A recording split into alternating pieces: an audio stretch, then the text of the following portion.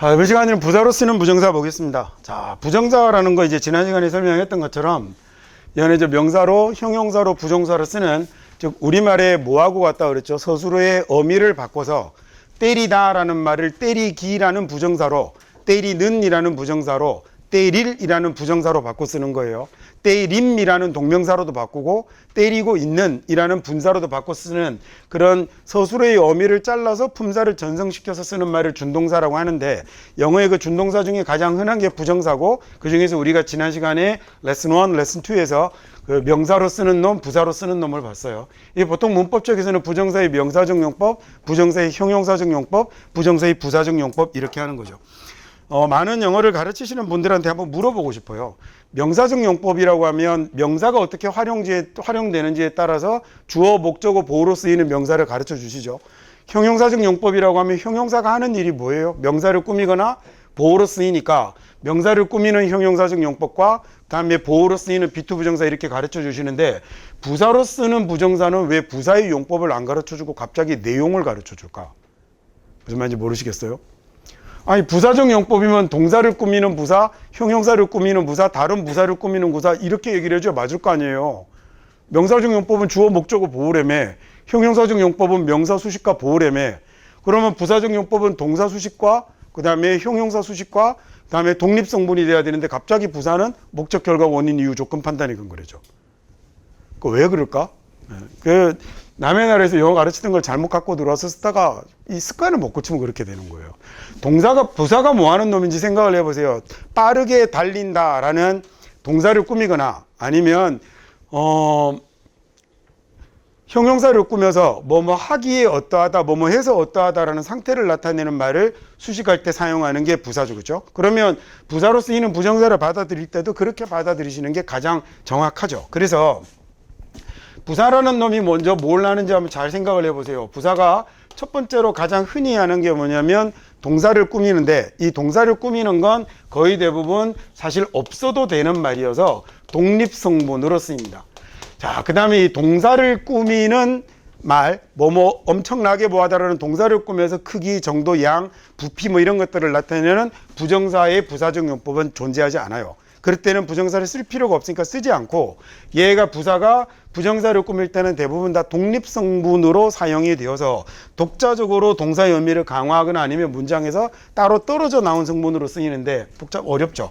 이렇게 되면 이게 소위 뭐로 여러분이 알고 있는 거냐면 목적을 나타내거나 그 다음에 또는 결과를 나타낸다라고 얘기하는 게 주로 독립성분이 돼요. 이때 목적을 나타내는 것 말고 우리가 문법책에서 외울 때는 분명히 목적, 결과, 원인, 이유, 조건 판단의 근거라고 하는데, 실제로 영어 선생님들이 해석할 때 목적 말고는 아무것도 안 하죠. 결과를 안 해요. 자, 그 성문 기본 영어라는 책에 보면 목적 말고 결과의 용법에 걔가 그 열심히 달려서 우승했다라는 예문이 나오거든요. 그거 우승하기 위해서 열심히 달렸다라고 목적으로 해석해도 되죠. 목적이 시험에 합격하기 위해서 열심히 공부했다라고 나오는데, 그 목적으로 나온 예문을 그러면 열심히 공부해서 시험에 합격했다라고 결과로 바꿔도 되죠. 얘가 목적으로 쓰인 건지 결과로 쓰일 건지를 뭘 봐야 정확하게 알 수 있어요? 얘는 맥락을 봐야 알 수 있어요. 원래 말이라는 게 갑자기 어디 한마디 툭 던지고 마는 이런 말은 없잖아요. 우리가 문법 공부를 하고 문장을 너무 쪼개고 공부해서 그렇지, 사실 언어라는 걸 공부할 때 맥락을 빼고 공부한다는 건 말이 안 돼요. 근데 문법책에 예문을 쓰다 보면 어쩔 수 없이 그렇게 되죠. 얘기가 좀 거창해졌는데요. 야, 나는 일산에 살았지 라고 I lived in 일산이라는 말을 이렇게 툭 쓰면 사실 일반적으로 사람들은 이런 말을 하지 않아요. 여러분이 옆에 앉아있는 친구가 갑자기 뜬금없이 난 일산에 살았어. 미친놈 같잖아요. 그러니까 이게 문법책에 나타나는 예문은 일반적으로 우리가 사용하는 문장들은 아니에요. 그 문법을 설명하기 위해서 만들어놓은 예문이지. 자, 그러면 생각해 보세요. 내가 일산에 살았어 라고 얘기하면 그러면 여러분 걔한테 뭐라고 물어보고 싶어요?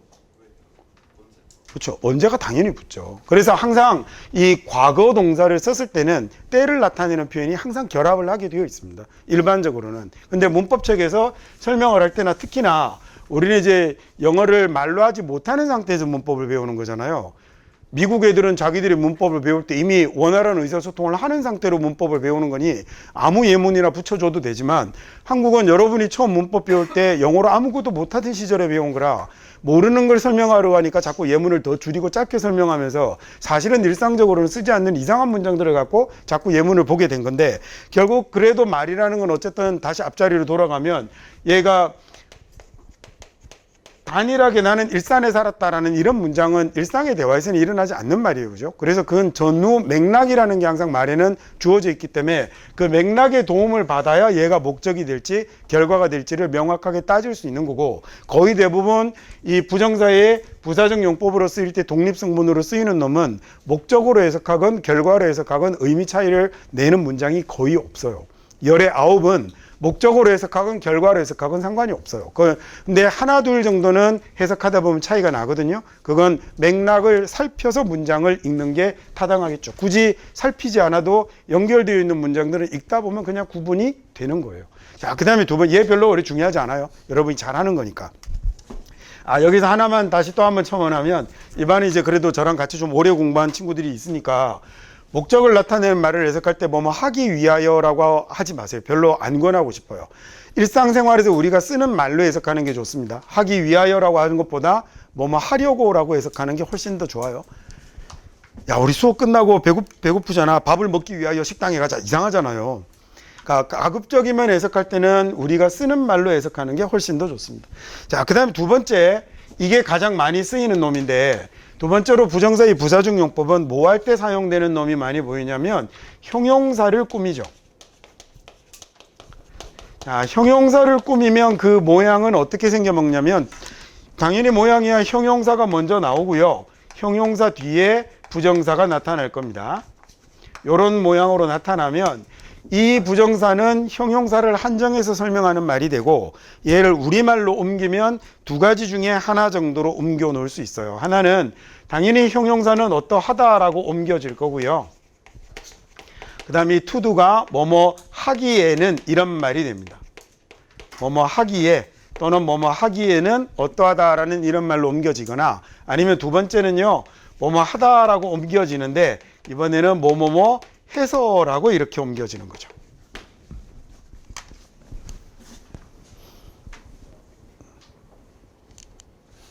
자, 이렇게 두 가지만 생각하시면 돼요. 자, 이러면 부사적 용법이란 말에 타당해지죠. 그죠? 하나는 독립성문으로 만들어지면 뭐뭐 하려고 뭐뭐 했다라고 해석하는 그래 맥락에 따라서 내용 결정하시고 자, 두 번째 형용사를 수식하는 말은 뭐뭐 하다 뭐뭐 하다라는 형용사인데 뭐뭐 하기에 그 다음에 또는 뭐뭐 해서라고 옮깁니다.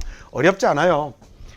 아주 간단한 예문으로 만들어 볼까요? It's easy to read라고 쓰면 It's to read라는 말이 문법적으로 따져보니 형용사를 꾸미고 있는 거거든요. 그죠? 그래서 형용사를 꾸미니까 그렇다면 얘를 품사적으로 보자면 부사라고 봐야 한다 이렇게 되는 거예요.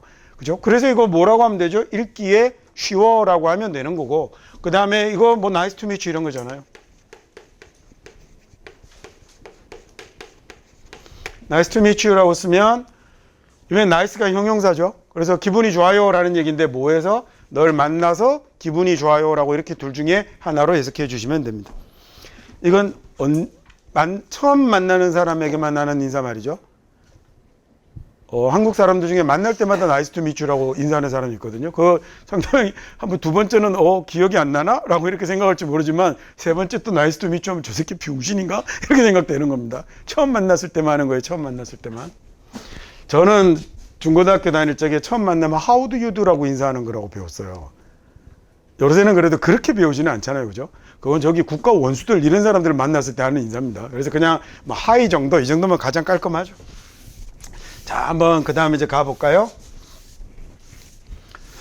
자, 그러면 이제 그래서 첫 번째 문장을 한번 봅시다. 동사를 수식하는 부정사인데 여기까지만 있으면 문장 다 완벽하잖아요. 자, 걔는 영어 공부를 열심히 했다라는 말인데 여기까지 끝나고 나서 사실 끊어버려도 상관없는 거거든요. 독립하시는 건데 여기는 시험에 붙으려고 시험에 붙기 위해서라고 해석이 돼도 되지만 걔는 영어 공부를 열심히 해야 했죠. 여기는 목적이 되는구나. 그 다음 두 번째요. 자, woke up to find면 일어나서 알게 된 거거든요. 알기 위해서 일어났다라고 해석하는 건 이건 조금 이상하죠. 그러니까 일어나서 발견한 겁니다. 자신이 in the hospital 병원에 있는 걸 알게 됐어요. 자, 두 번째 형용사를 꾸미는 거니까 이거 뭐라고 하면 되죠? 너를 또 만나서 반갑다라고 기분이 좋다라고 해석하면 될 거고, 두 번째는 충분히 빠르게 달리지 않았죠. 그 다음에 승리하기에 라는 얘기니까 우리말로 말씀 없이 부르시면 뭐 이길 만큼 승리할 만큼 빨리 달리지는 않았어 라고 이렇게 해석하면 되겠습니다. 문장이 조금 뒤에 나오는 문장들은 본격적으로 나오는 문장들은 조금 어려울 텐데 단어를 모르거나 이러면 그 문장의 모양이 어떤지를 잘 찾아서 한번 또박또박 찬찬히 한번 읽어보세요. 자, 1번 문장 해석해 보시죠. 여러분이 먼저 하고 그 다음에 제가 하겠습니다.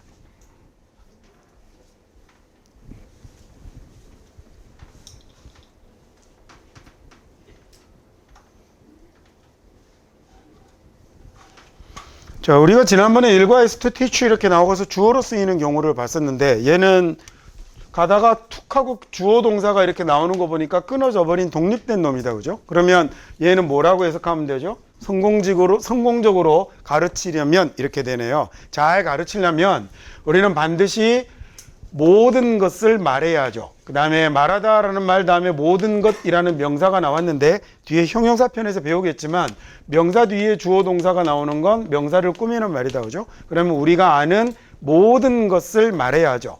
자, 하지만 오직 what is adaptable 적용 가능한 것만을 말해야 한다는 얘기겠군요. 누구에게? 그 학생에게 적용할 수 있는 것만 말해야 하는 겁니다. 해석할 수 있겠어요? 다시 한 번만 더 해볼게요. 자, 성공적으로 가르치려면, 잘 가르치려면, 그러면 우리는 반드시 우리가 알고 있는 모든 것을 말해야 하는 거죠. 자, 하지만, 오직 모든 걸 말하지만, what is adaptable, 그러니까 적용 가능한 것만을 이야기해야 하는 겁니다. 그 학생에게요.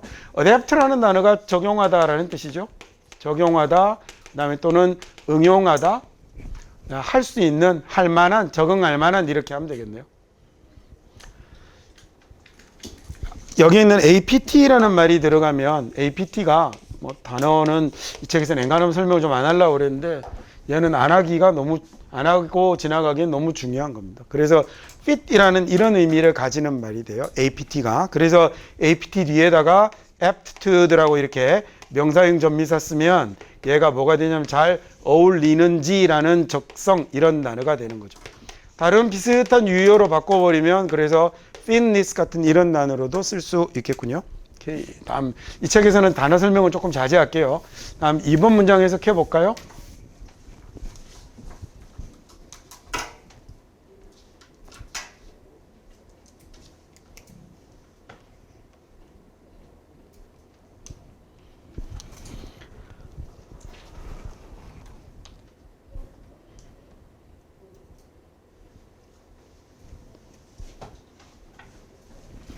to라는 말은 대부분 다 부정어 표현으로 주로 사용이 되죠. 우리말의 너무랑 비슷한 건데 그래서 이게 너무 많은 사람들이 이렇게 되는 거예요. 그래서 지나치게 라고 해석해 보는 것도 나쁘지 않아요. 자, 지나치게 많은 사람들이 돈을 쓰는데 자, 돈이라는 명사 다음에 뭐 나왔죠? They haven't earned라는 명사 뒤에 주어 동사 붙었으니까 얘는 또 앞에 있는 명사를 꾸미겠죠.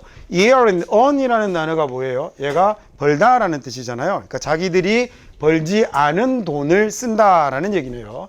자, 그리고 to buy, 커마로 끊어서 독립시켰습니다. 그러면 뭐뭐 하려고라는 말이 되겠네요. 자, 또는 그래서는 원하지 않는 물건을 사고 이렇게 하셔도 돼요.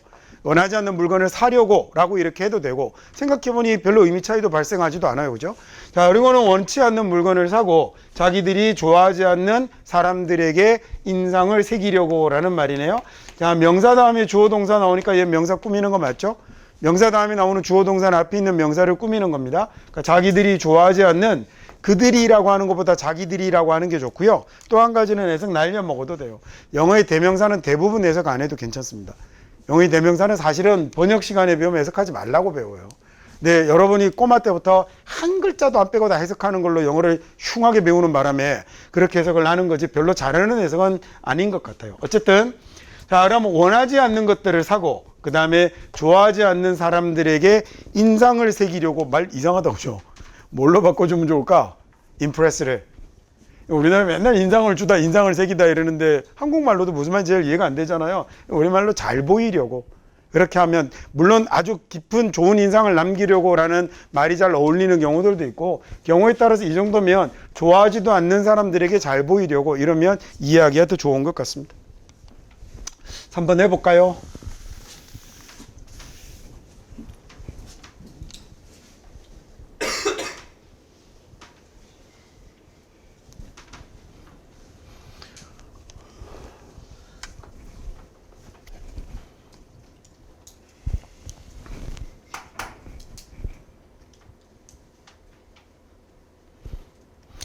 제가 드리는 내석 시간이 조금 짧다 싶으면 집에서 미리 한번 보고 오는 것도 괜찮습니다. 그래서 한번 쭉 가면 미리 읽어보시고 저하고 해석을 비교해보는 것도 괜찮을 것 같아요. 자, 어떤 미국 시민은 대양을 건널 거예요. 그죠? 얘가 바다보다는 좀 크죠? Sea하고 오션은 똑같이 바다는 바다인데 우리가 얘는 대양이라고 해석하잖아요. 미국 사람들의 머릿속에는, 즉 영어권 사람들의 머릿속에는 Sea하고 오션에 어떤 느낌 차이가 있냐면 Sea는 땅이랑 붙어 있어요. 느낌이 뭔가 이렇게 땅하고 붙어 있는 바다가 묘사가 될 때는 얘가 좀 잘 어울리고, 얘는 원래 그리스 로마 신화의 바다의 신이 오세아노스에 붙은 이름이죠. 그죠? 그래서 대양이 됩니다. 자, 그래서 어쨌든 어떤 미국 시민은 바다를 건너갈 거예요. 이렇게 해석하셔야 됩니다. 자, 바다를 건너가죠. 뭐 하려고? 민주주의를 위해 싸우려고. 그 다음에 또는 목적으로 하지 않고 바다를 건너서 민주주의와 싸울 겁니다 라고 해도 됩니다. 그렇죠? 굳이 그렇게 딱 너무 집착하지 마세요, 목적에. 자, 하지만 길은 건너지 않을 거예요. 뭐 하려고? 자기들 나라 선거를 하려고, 투표를 하려고 길을 건너가는 건 안 할 거예요. 길을 건너서 투표하지는 않을 겁니다 라고 해석해도 괜찮군요. 그죠? 그러니까 막 전 세계의 민주주의 이런 걸 외치는 사람들이 정작 자기 집 앞에 길 건너 투표하는 건 안 합니다라는 이런 문장을 쓴 거예요. 다음 4번 해볼까요?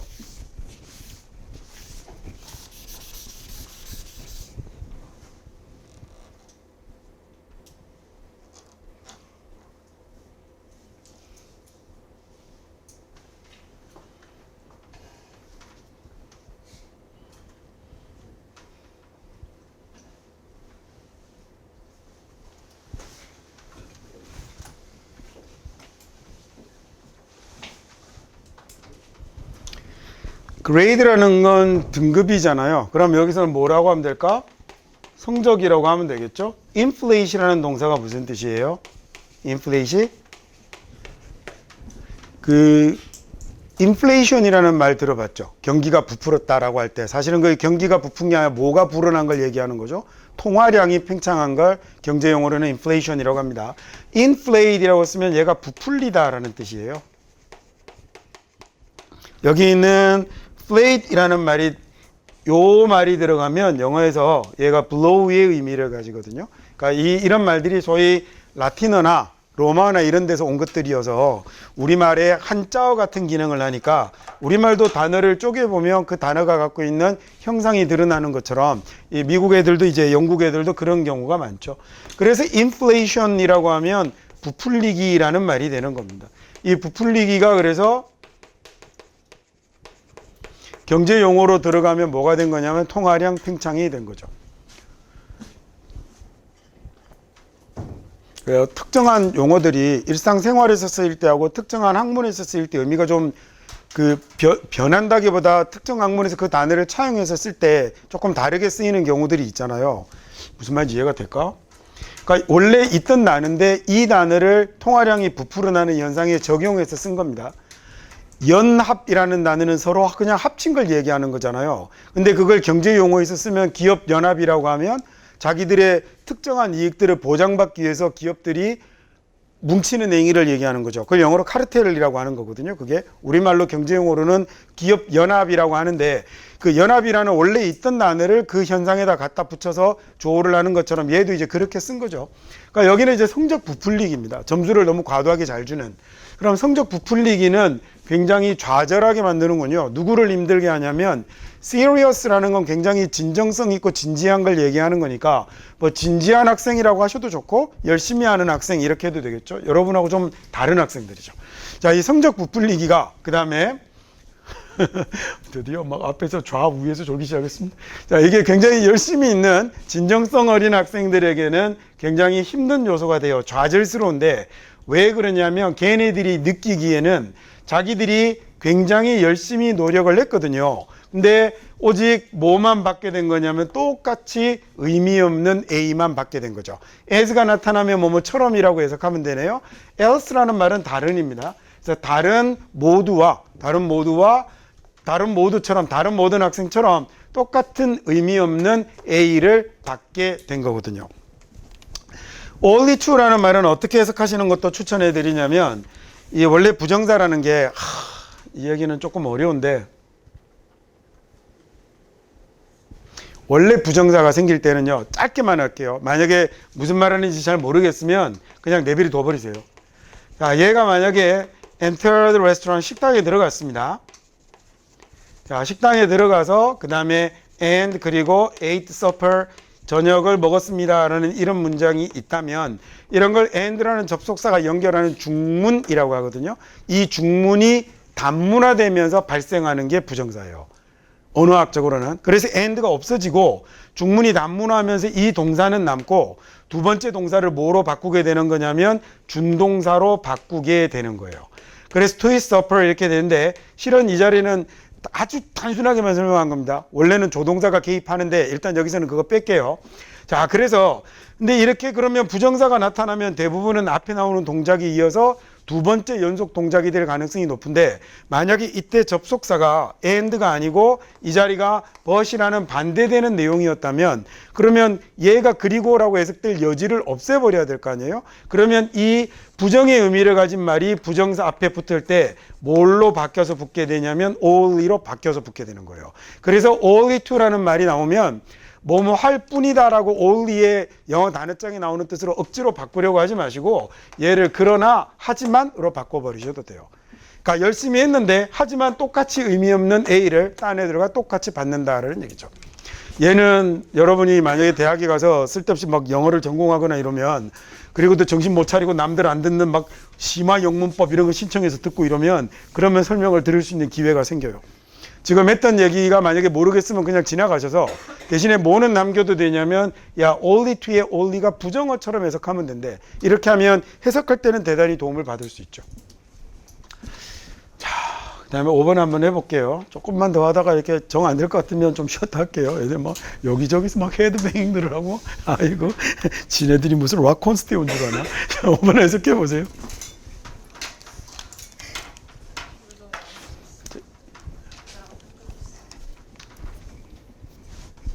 조심하세요. 서로 머리 부딪힙니다. 한 방향으로 일정하게 도세요. 반대로 돌다 꽝 하지 말고.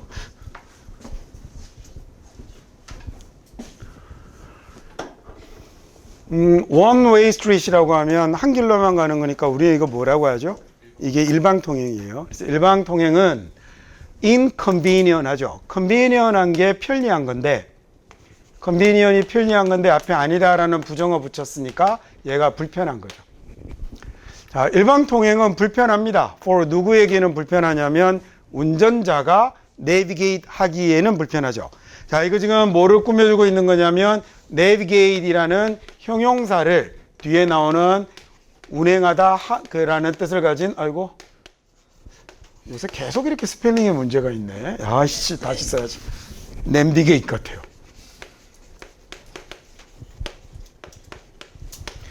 자, 그래서 이게 내비게이트 하기에는 그 다음에 편리하다 이렇게 해석이 되는 겁니다. 근데 그 앞에 뭐가 낀 거죠? 부정사의 의미상의 주어 for 플러스 명사가 붙은 겁니다. 그래서 운전자가 운전하기에는 불편할 수 있죠. 불편할 수 있지만 그래도 걔네들이 보여줍니다. 드러납니다. 뭐인 걸로 드러나냐면 사고를 줄이는 것으로 어디에서죠? 일부 교통량이 많은 지역에서 트래픽이라는 건 통행량을 나타내는 단어예요. 자동차가 아니어도 사람이 많은 거리도 하이 트래픽이라고 합니다. 그래서 왜 인터넷에 데이터가 많은 거 그거 왔다 갔다 하는 것도 트래픽이라고 그러죠.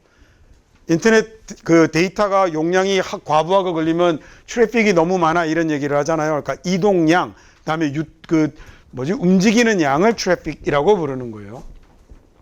해석은 됐죠? navigate이라는 말이 동사로 원래는 항해하는 거였어요. 옛날에 자동차가 없을 때는 말이죠. 그래서 항해사를 navigator라고 그러거든요. 그리고 항법 장치를 뭐라고 하냐면 navigation이라고 하는 거죠.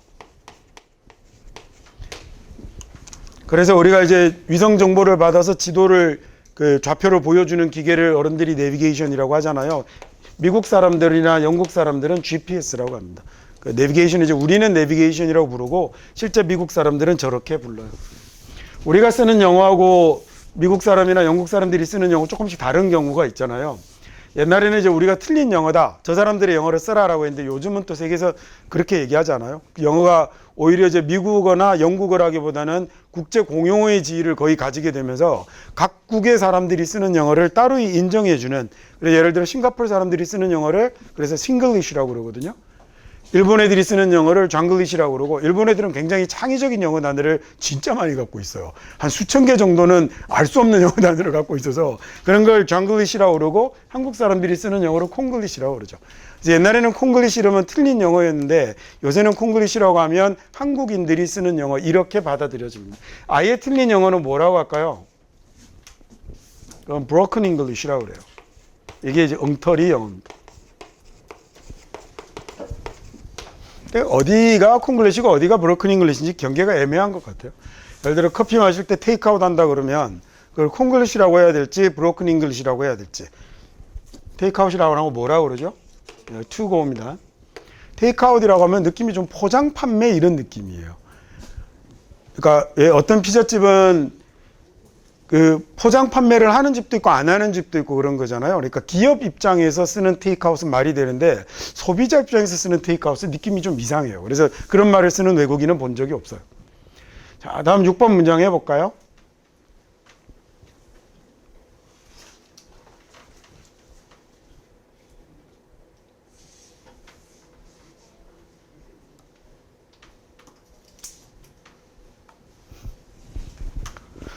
트레이시가 has been urging, 계속해서 urge라는 단어는 하라고 제발 좀 하라고 하는 걸 urge라고 합니다. 그래서 이게 우리말로 이제 저쪽 뒤쪽에서도 자기 시작하는군요. 자, 재촉하다, 뭐 촉구하다라고 하는데 하라고 자꾸 하는 걸 달달 볶는 거, 이게 urge라고 생각하셔도 돼요. 그래서 urgent이라고 형용사가 들어가면 어떤 상황이 되죠? 이렇게 붙으면 얘가 형용사를 만드는 말이잖아요. 아주 긴급한 상황이 되죠. 긴급한, 위급한이라는 말이 urgent입니다. 트레이시가 그래서 레이첼에게 urge하고 있어요. 자꾸 하라고 해요. 달달 볶아요. 뭐 하라고? 돈을 좀 모으라고 하는데, 그런데 트레이시는 너무 impulsive라고 하면 충동적인 거죠. 자, 뭐 하기에는 충동적이에요? 물건 구매를 그만두기에는, 소비를 그만두기에는 너무 충동적이죠. 이렇게 해석해도 된다, 그죠? 근데 대부분 이제 이걸 좀 뭐라고 해석하나요? 너무 충동적이어서 물건 구입을 그만둘 수가 없다라고 하잖아요. 그러니까 굳이 그렇게 과도하게 우리말로 넘어다니면서 해석하는 건 좀 저는 권하지 않고 싶어요. The stone, 이렇게 해봅시다. 자, 제가 지금 쓰는 문장을 그대로 따라서 한번 보세요. 여러분이 충분히 할 수 있으니까. 그리고 말을 자꾸 공식처럼 만들어서 해석하는 거 정말 권하지 않고 싶어요. The stone is heavy면 이건 무슨 뜻이죠? 돌이 무겁다죠. 돌이 무겁다 맞죠? 그럼 the stone is 그 다음에 too heavy면 무슨 말이에요? 돌이 너무 무겁다죠. 자, 그러면 이번에는 the stone is 그 다음에 heavy라고 쓰고요. to lift라고 쓸게요. 그러면 얘는 뭐라고 해석하면 되죠? 들기에 무겁다죠. 들기에 무겁다죠. 그 다음에 여기다가 만약에 is라고 쓰고 too heavy라고 쓰고 to lift라고 쓰면 이제 미국 사람들이 말을 만드는 모양을 하나씩 따라서 만들어 본 겁니다. 그럼 이번에는 뭐라고 하면 되죠? 돌이 너무 무겁죠. 들기에 너무 무겁다라고 했어요. 그럼 이번에는요, 여기다가 이거 한번 넣어볼게요. 여기다 not을 한번 넣어볼게요. 뭐라고 해석하면 되죠? 그 돌이 너무 무겁지는 않죠. 그러면 여기다가 not을 한번 넣어볼까요? 뭐라고 할까요? 그 돌이 들기에 너무 무겁지는 않죠. 이걸 너무 뭐 해서 뭐 할 수 없다라고 하면 너무 무겁지 않아서 들 수가 없다라는 이상한 문장이 되잖아요. 그러니까 그렇게 하지 마시고 해도 돼요. 해도 되는데 일단 기본적으로는 투는 너무 뭐 해서 뭐 할 수 없다 구문 그런 게 어딨어요. 그러니까 얘는 그냥 너무 뭐하다라고 쓴 거고 뭐뭐 하기에라고 쓴 겁니다. 원래는 이렇게 만들어진 말이다라는 걸 알아두셔야 나중에 이렇게 부정어가 들어가도 문제가 생기지 않는 거예요. 오케이, 다음 7번 해볼까요?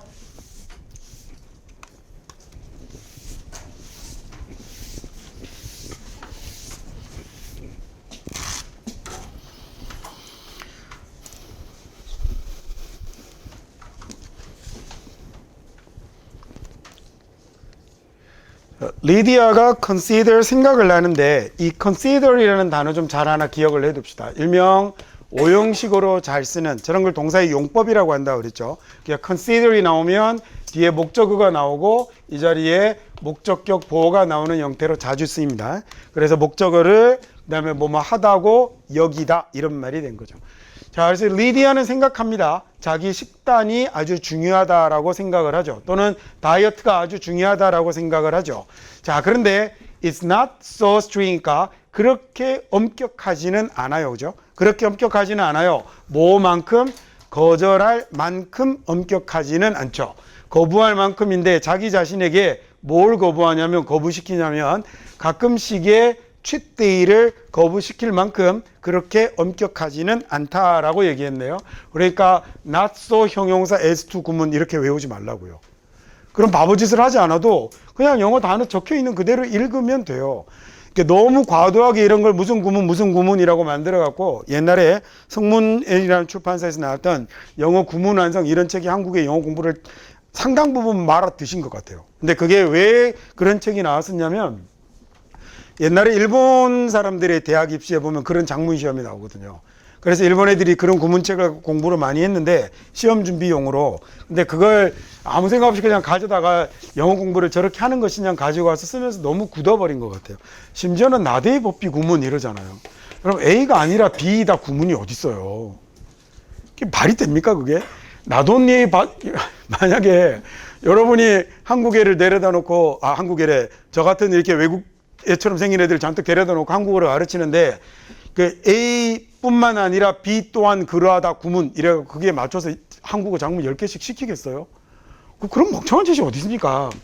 보세요. Not only A but also B가 나오면 이게 정말로 수글까? 딱 정해진 말일까? 잘 보니 A만이 아니다 라고 했죠. but이라는 말은 언제 쓰는 거예요? 앞에 나오는 말하고 반대될 때는 다 쓸 수 있어요. 그러면 A만이 아니고 그 다음에 얘 없어도 B도 있다가 자동으로 되죠. 그럼 안 써도 되는 걸까? 당연히 안 써도 되지. 그러면 not only but also B 구문이 있으면 not only but B to 구문도 있어요? 이런 거 어디 있습니까? 그냥 미국 애들은 자기들이 알고 있는 단어를 쓴 거잖아요. 야, 너무 뭐해서 뭐 할 수 없다를 과도하게 뭐해서 뭐 할 수 없다라고 하면 틀립니까? 만약에 그런 구문이 있다고 칩시다. 너무 뭐해서 뭐 할 수 없다라는 구문이 있으면 과도하게 뭐해서 뭐 할 수 없다라고 써도 되겠죠. 그러면 잠깐 볼까요? 여기 not only 말고 not just라고 쓰면 그러면 다른 말이 되나? only랑 just랑 같잖아요. not just A but also B라고 써도 돼요. 근데 but also B도 있는데 to가 있는 건 좀 이상하죠. also하고 to를 중복하면 안 되니까 이때는 이렇게 써야죠. 얘 당연히 없어도 되죠. 당연히 없어도 됩니다. 그러면 이거 빼면 A가 아니라 B다가 되는 거고요. 원래 벌써 반대말을 하는 거니까 A가 아니라니까 B라니까 이렇게 된 거죠. 그러니까 이게 영어 선생님들이 무슨 구문, 수거 표현처럼 이렇게 만들어 주시는 건 외우셔도 되는데 외워서 잘 쓰면 되는데 그 전에 일단 도대체 걔가 무슨 말인지를 먼저 좀 알아보세요. 이게 에스트너 뭐뭐에처럼 뭐 이렇게 얘기를 하시거든요. 근데 잘 보면 엄격하게 얘기하면 얘 지금 as is 구문이에요. as is 원급 구문이라고 사람들이 얘기하는 건데 앞에 뭐가 붙었냐면 부정어가 붙으면 as를 so로 바꿔 쓴답니다. 일단 가르쳐는 드릴게요.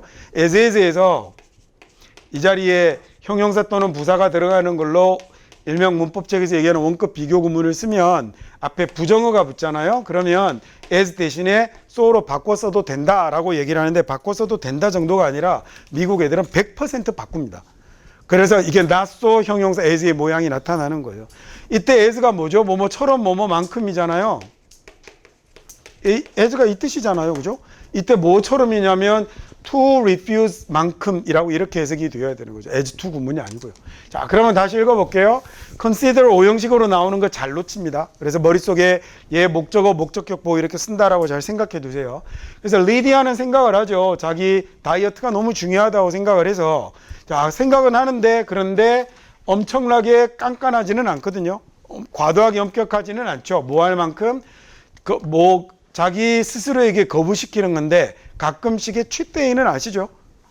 일주일에 보통 다이어트 하다 보면 일주일에 하루 잡고 그날은 자기 자신의 몸을 속이는 날 이래갖고 막 퍼먹잖아요. 몸을 속이는 게 아니라 그냥 퍼먹죠. 자, 그래서 그걸 그렇게 한다라는 얘기군요. 8번 해볼까요? 조금 어렵습니다, 문장.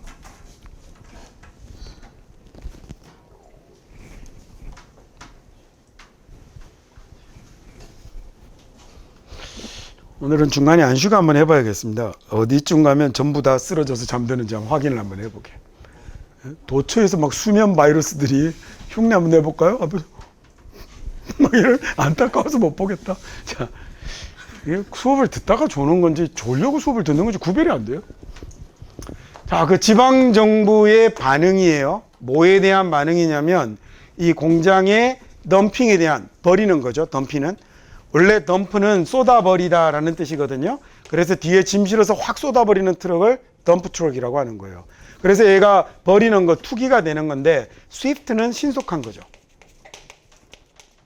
이 공장의 투기에 대한 쓰레기 투기에 대한 대응은 굉장히 신속했는데 하지만 신속하지 못했죠.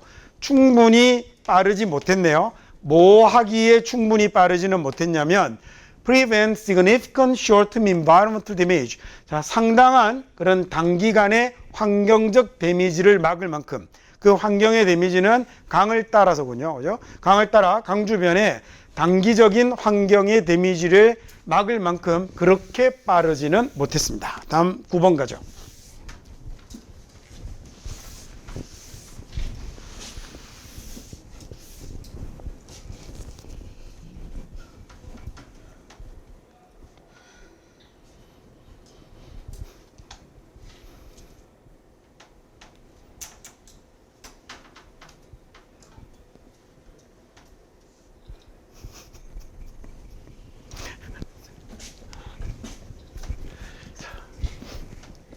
보세요. 여기 여러분 아는 단어 나왔네요. 제주도. 오랜만에 아는 단어 나왔네요. 자, 제주도가 인기를 잃어버렸죠.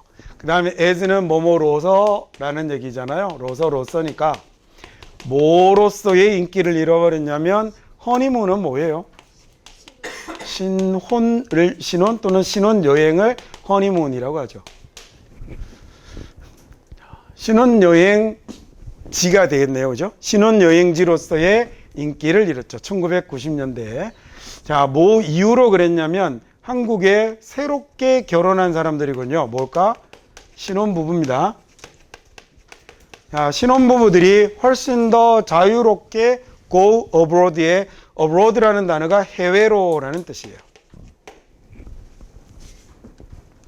훨씬 더 자유롭게 해외로 나가게 되면서 신혼여행 목적지로의 신혼여행지로서의 인기를 잃었습니다. 말 웃기죠? 허니문. 꿀달 아닙니까? 꿀달. 에? 아니 실제로 그래서 한자로 밀월이라고 쓰잖아요. 어머야? 한자로 밀월이라고 쓰잖아요. 그 다음에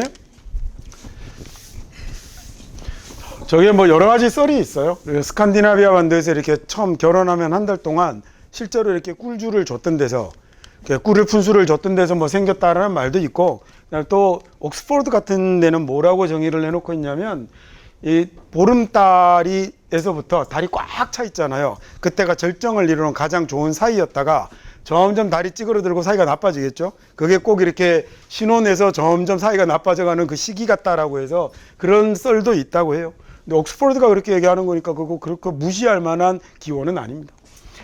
다음에 마지막 2번과 마지막 10번 문장 한번 해볼까요?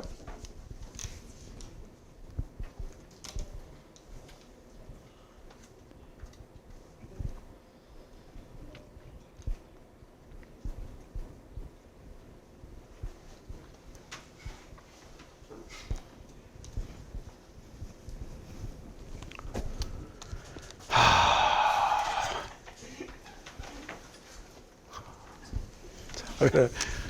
자, 읽어봅시다. 읽어봅시다. 자, as is를 쓰는 건데요. 이렇게 또박또박 이렇게 이 책에서는 그렇게 정확하게 문장을 좀 봅시다. 문장이지만 450개 정도 되니까 450개 정도의 문장에서 이 설명들을 빠뜨리지 않고 제가 다 챙겨드리면 영어 문장에서 나타나는 모양 전부 다 다루는 거거든요. 그러면 기본은 다 정리가 되는 거니까 그 다음부터는 여러분이 늘 얘기하듯 인풋의 양을 늘리세요. 인풋은 문장 하나하나로 연습하는 것보다는 지문으로 하시면 더 좋겠죠. as is가 비교 구문인 건 아시죠? A 이렇게 as B라고 이렇게 쓰면 형용사 또는 부사 들어오고 as B라고 쓰면 이 형용사의 내용을 A하고 B하고 비교했더니 같더라 라는 이런 의미가 되는 거잖아요. 해석할 때는 제가 어떻게 하면 된다고 그랬어요? 앞에 as 빼버리세요. 앞에 as 빼버리고 뒤에 있는 놈을 뭐뭐처럼이라고 이렇게 해석하시면 돼요. 자, 간단한 예를 한번 들어볼게요. 만약에 you are as sleepy라고 쓸까요? 졸리는 이라고. tall이라고 이렇게 쓰면 그 다음에 as me라고 이렇게 쓰면 이거 I라고 쓰면 틀립니다. me라고 써야 됩니다. 그 다음에 혹시 I라고 쓰려면 M까지 써야 됩니다. I am까지 써서 얘하고 대꾸를 이루거나 아니면 그냥 전치사의 목적으로 me를 쓰거나 둘 중에 하나여야 됩니다. 이게 좀 아주 어려운 영어 시험 이런데 가끔씩 튀어나와요. 학교 시험에는 저런 거 안 나와요. 자, 이렇게 쓰면 you하고 나하고를 키로 비교를 하는 거예요. 키로 비교했더니 어떻더라? 같더라 라는 얘기고, 그 다음에 예를 들어 이 자리에다가 만약에 가수 이름 하나 넣어볼까요? 트와이스 이런 거 하나 집어넣으면 해석할 때는 어떻게 하냐면 앞에 있는 왜 가끔씩 나와서 노래도 하던데, 그 다음에 감히 부사 따위가 함부로 나와서 노래도 하고 이러더라고요.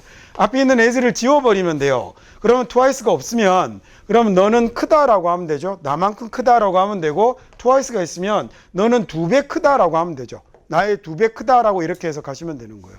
왜? 2배 크려면 한 명이 아니 문장이 그렇다고 지금 실제로 그렇다는 얘기가 아니라 미치겠네. 진짜. 그다음 화한장을 하겠네. 시비 걸게 그런 거밖에 없습니까? 자, 키로 비교를 하는데 you가 2배라는 걸 보여준 문장이에요. 근데 이때 앞에 부정어가 붙으면 어쩐다고 그랬죠? 부정어가 붙으면 as is를 you are not, 그 다음에 so라고 바꾸는 거예요. 그 다음 as가 아니라 told me, told as me 이렇게 되죠. 해석은 똑같습니다. 어떻게 가면 되죠? 앞에 있는 거 없다고 생각하면 너는 크지 않아 나만큼이라고 이렇게 가면 돼요.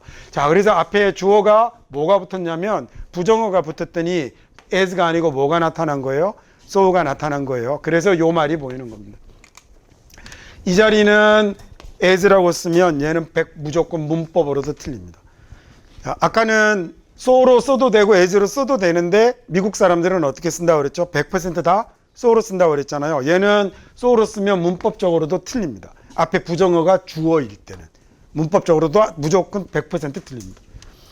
자, 아무도 가난하지 않아요. 이런 얘기예요. 뭐만큼? 자, 그래서 가난한 사람은 없다라고 이렇게 해석하셔도 좋고, 아무도 가난하지 않죠. 뭐만큼? 할 수 없을 만큼인데 자기 자신의 뭔가를 줄 수 없을 만큼, 자기 거 내놓을 게 하나도 없을 만큼 가난한 사람은 없죠.